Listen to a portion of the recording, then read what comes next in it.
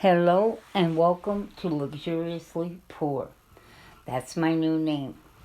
I like the name because it leaves me open to be able to say more, explain more, without feeling like I have to hide because, hey, I'm poor. Simple fact is, I cook the way I do. I do not add things because, people say, oh, if you put this, I can't afford it. Sorry. I cook the way I cook because I can't afford it. It's going to happen in the future where none of you can afford it. I know that there's some of you who don't believe it, but when you see a 10-pound bag of potatoes costing you $8, $9, that's right, you're not going to be able to afford it. Now, I never really stopped and thought about how poor I was until I guess other people started mentioning it to me.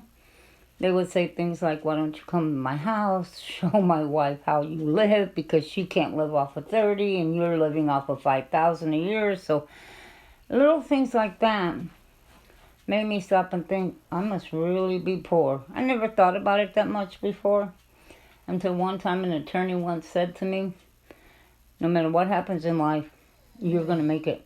He said, I won't, because I don't even know how to take care of myself unless I get clients that come in and give me money. But he said, you don't need anybody to give you anything. You will make it. Because I always have. Never had the government's help. Didn't ask for any. Don't expect any. Didn't ask for it. I was raised.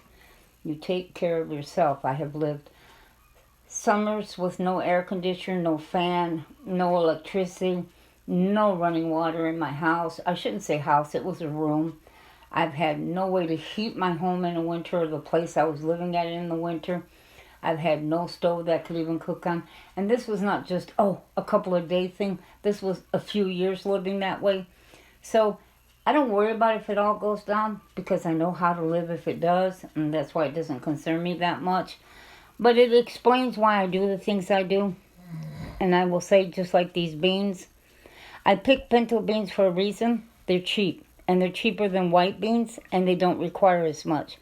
To me, I was raised on white beans, but they always had salt pork in them or fatback. Some people call it fatback, salt pork, streaky, and everybody calls it something different.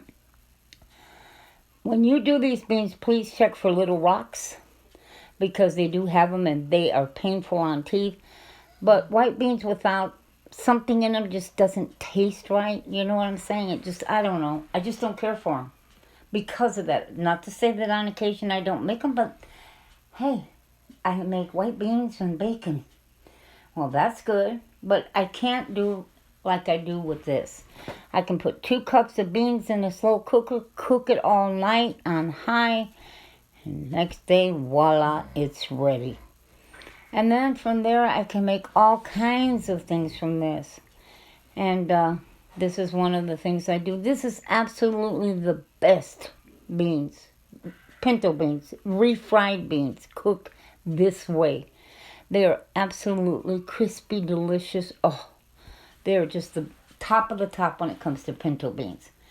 And when you put the 2 cups in here, because you cook 2 cups of pinto beans and then you put 2 cups fairly drained. You don't want a lot of water in them.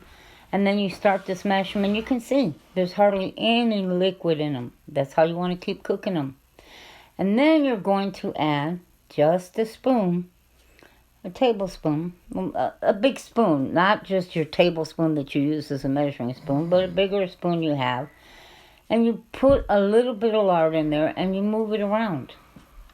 Now, you want to leave it. You do not want to mix it in too much into your beans. You kind of want it to float around the beans because you're going to use it to crisp, to fry them in. So if you mix it in, you'll have to keep mixing and mixing more because beans will absorb the grease. They will.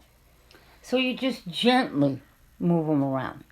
Gently. Because once you start to crisp them a little bit on the bottom, they don't soak up as much lard. And you can get away with just that 1 tablespoon of lard to give you the best, crispiest beans you have ever eaten that taste absolutely delicious. Grab a bag of tostadas, put a little bit of them on your tostadas, a little bit of cheese, whether it's cheese you made from goat milk or a gallon of milk you bought at the store. You can make your own cheese, sprinkle some cheese on top, sprinkle some salsa, get the bags of tostadas and put the beans on the tostadas. You're talking about, I mean, you don't need nothing else. That alone is a meal within itself.